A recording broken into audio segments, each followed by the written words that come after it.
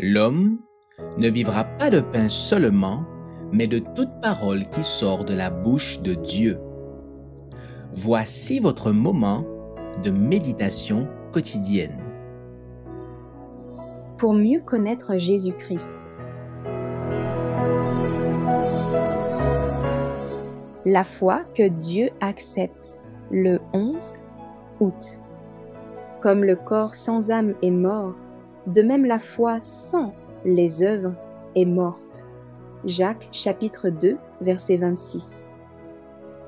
Bien des chrétiens affirment que, pour obtenir le salut, il suffit de posséder la foi. Selon eux, les œuvres ne sont rien, la foi seule est essentielle. Mais la parole de Dieu nous dit que la foi sans les œuvres est morte. La foi et les œuvres vont la main dans la main. Les œuvres ne nous sauveront jamais. Seuls les mérites du Christ ont cette puissance. Si nous croyons en lui, le Christ rendra nos efforts agréables à Dieu. La foi qui nous est demandée n'est pas une foi inactive, mais celle qui, agissante par la charité, purifie l'âme. Celui qui élève vers Dieu des mains pures, sans colère ni doute, marchera avec intelligence dans la voie de ses commandements. Si nous voulons recevoir le pardon de nos fautes, nous devons clairement les connaître afin de pouvoir nous repentir et porter des fruits.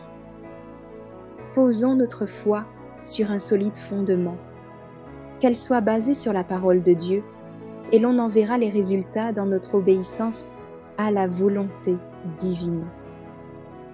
La foi et les œuvres, harmonieusement associées, nous permettront de travailler avec succès au perfectionnement de notre caractère. Nous vivons à une époque importante de l'histoire du monde. Nous avons besoin de plus de foi que par le passé et d'un appui plus ferme venant d'en haut. Satan met en œuvre toute sa puissance pour obtenir la victoire sur nous, car il sait qu'il ne lui reste que peu de temps. Le péché et l'indolence sont inexcusables. Jésus nous a montré le chemin, et il désire que nous suivions ses pas. Il a souffert et s'est sacrifié comme personne, afin de mettre le salut à notre portée. Ne nous décourageons pas.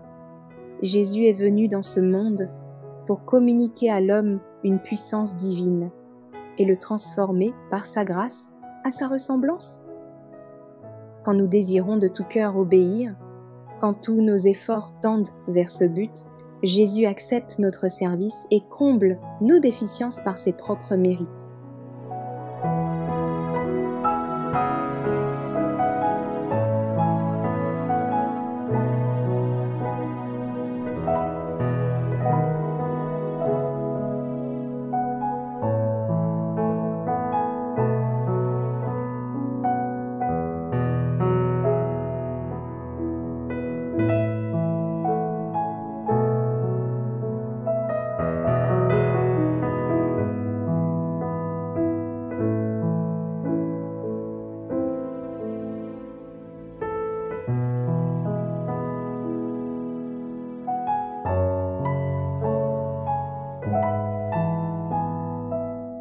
Merci d'avoir écouté cette présentation.